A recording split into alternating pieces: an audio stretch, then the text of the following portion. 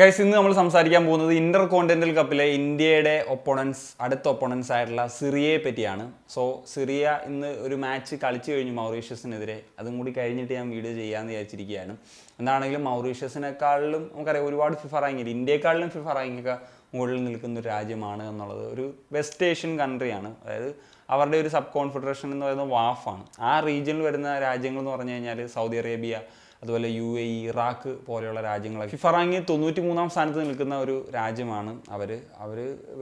അവരുടെ ഒരു റെക്കോർഡ്സൊക്കെ നോക്കുന്ന സമയത്ത് വേൾഡ് കപ്പിലൊന്നും ക്വാളിഫിക്കേഷൻ നേടിയിട്ടില്ല. അതുപോലെ തന്നെ ഏഷ്യൻ കപ്പിൽ നോക്കിക്കഴിഞ്ഞാൽ കഴിഞ്ഞ പ്രാവശ്യം, അതായത് ഈ 2024 മാത്രം റൗണ്ട് ഓഫ് 16 ആദ്യമായിട്ട് കിടക്കുന്നത്. അന്ന് അവരെ സഹായിച്ചത് ഇന്ത്യ ആയിരുന്നു. കാരണം ഇന്ത്യക്ക് എതിരെ അവർക്ക് വിജയിക്കേണ്ട മത്സരം ഉണ്ടായിരുന്നു. ആ മത്സരത്തിൽ അവർ വിജയിച്ചിട്ടാണ് ചരിത്രത്തിൽ ആദ്യമായിട്ട് അവർ റൗണ്ട് ഓഫ് 16 കിടക്കുന്നത്. അപ്പം അന്ന് അവരോടൊപ്പം ഉണ്ടായിരുന്ന പരിശീലകനായിരുന്നു ഹെക്ടർ കൂപ്പർ എന്ന് പറയുന്ന ഒരു അർജന്റീൻ വിഖ്യാത പരിശീലകൻ. പക്ഷേ അദ്ദേഹം മാറി.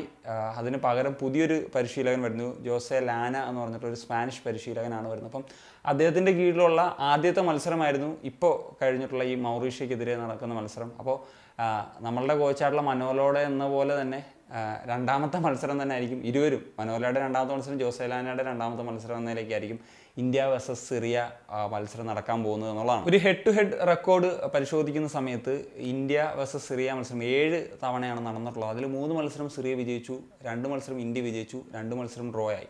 ഏറ്റവും ഒടുവിൽ നടന്നത് ഞാൻ നേരത്തെ പറഞ്ഞ പോലെ ഏഷ്യൻ കപ്പിലെ ആ മത്സരമാണ്. ആ ഒരു മത്സരത്തിൽ ഇന്ത്യ 1-0 പരാജയപ്പെട്ടു. അതിന് മുമ്പ് 2019 ഇന്റർ കോണ്ടിനെന്റൽ കപ്പിൽ തന്നെ ഒരു മത്സരം കളിച്ചിരുന്നു. അതൊരു 1-1 ഡ്രോയിൽ അവസാനിക്കുകയായിരുന്നു. ഇനി റീസെൻ്റ്ലി ഉള്ള സിറിയയുടെ ഒരു റെക്കോർഡ്സ് ഒന്ന് പരിശോധിക്കുന്ന സമയത്ത് ഇപ്പോൾ ഏഷ്യൻ കപ്പിൽ നിന്ന് തന്നെ തുടങ്ങാം. ഉസ്ബെക്കിസ്ഥാനെതിരെ ഒരു 0-0 ഡ്രോ നേടിയിരുന്നു ഗ്രൂപ്പ് സ്റ്റേജിൽ. അതിനുശേഷം ഓസ്ട്രേലിയക്കെതിരെ 1-0 പരാജയപ്പെട്ടു. എന്നാൽ ഇന്ത്യക്കെതിരെ 1-0 വിജയിച്ചാണ് അടുത്ത റൗണ്ടിലേക്ക് പോകുന്നത്. അടുത്ത റൗണ്ടിൽ റൗണ്ട് ഓഫ് 16 ഇറാനായിരുന്നു അവരുടെ എതിരാളികൾ.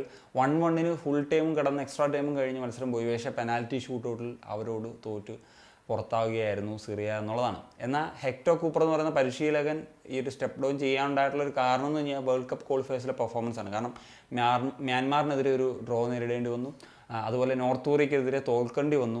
ജപ്പാനെതിരെ ഒരു വലിയ ഡിഫീറ്റ്, ഒരു 5-0 തോൽക്കേണ്ടി വന്നു. അപ്പോൾ ആ സാഹചര്യത്തിലാണ് ഹെക്ടർ കൂപ്പർ പോകുന്നതും ഈ പുതിയ ജോസെലാന വരികയും ചെയ്യുന്നത്. എന്താണെങ്കിലും പുതിയ കോച്ചിൻ്റെ അണ്ടറിലുള്ള ആദ്യ മത്സരം തന്നെ വിജയിച്ച് തുടങ്ങാൻ സാധിച്ചു. മൗറീഷ്യസിനെതിരെ 2-0 വിജയിച്ചു. പക്ഷേ മൗറീഷ്യസ് ഈ ഒരു മത്സരത്തിൽ നന്നായിട്ട് തന്നെ പെർഫോം ചെയ്തു കേട്ടോ. ഇന്ത്യക്കെതിരെ കളിച്ചതിനേക്കാൾ നന്നായിട്ട് മൗറീഷ്യസ് ഈ മത്സരത്തിൽ കളിച്ചു എന്നുള്ളതാണ് എനിക്ക് തോന്നിയത്. എനിക്കൊന്ന് കൂടുതൽ ഷോട്ട്സൊക്കെ ആണെങ്കിലും ഒക്കെ വന്നിട്ടുള്ളത് മൗറീഷ്യസിൻ്റെ ഭാഗത്തു നിന്നായിരുന്നു. നന്നായിട്ട് ഫൈറ്റ് ചെയ്തു. പക്ഷേ അവർ 2 ഗോളുകൾ അടിച്ച് സിറിയ വിജയിക്കുകയായിരുന്നു. ഇനി ഇവരുടെ കീ പ്ലേയേഴ്സിലേക്കൊന്ന് കടക്കുന്ന സമയത്ത് മുഹമ്മദ് അൽ മവാസ് എന്ന് പറഞ്ഞിട്ടുള്ള അവരുടെ വിങ്ങറായിട്ടുള്ള താരമാണ്. 31 വയസ്സുകാരനായിട്ടുള്ള പ്ലെയറാണ്. വളരെ എക്സ്പീരിയൻസ്ഡ് ആയിട്ടുള്ള താരമാണ്. അതുകൊണ്ട് 90+ ഇൻ്റർനാഷണൽ മത്സരങ്ങൾ സിറിയയ്ക്ക് വേണ്ടി കളിച്ചിട്ടുണ്ട്. നിലവിൽ ഇറാഖി ക്ലബ്ബായിട്ടുള്ള അൽ ഷോട്ട എന്ന് പറഞ്ഞിട്ടുള്ള ക്ലബ്ബിലാണ് അദ്ദേഹം കളിക്കുന്നത് ദീർഘകാലമായിട്ട്. അതിന് മുമ്പ് പല ഗൾഫ് കൺട്രീസിലെ ക്ലബ്ബുകളിൽ തന്നെയാണ് അദ്ദേഹം കളിച്ചിട്ടുള്ളത്. ജലാൽ പോലെയുള്ള ഖത്തർ ക്ലബ്സിലൊക്കെ അദ്ദേഹത്തിന് കളിക്കാൻ സാധിച്ചിട്ടുണ്ട്.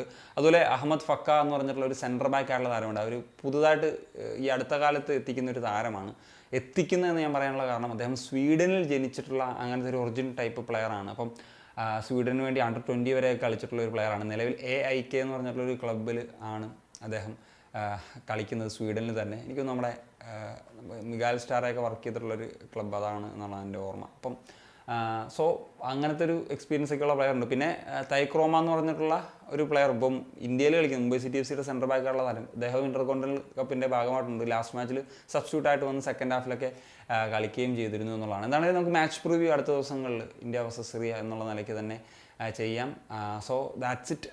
അപ്പം നിങ്ങളുടെ ഒപ്പീനിയൻസ് തീർച്ചയായിട്ടും കമ്പോസ് ചെയ്യാൻ പറ്റും.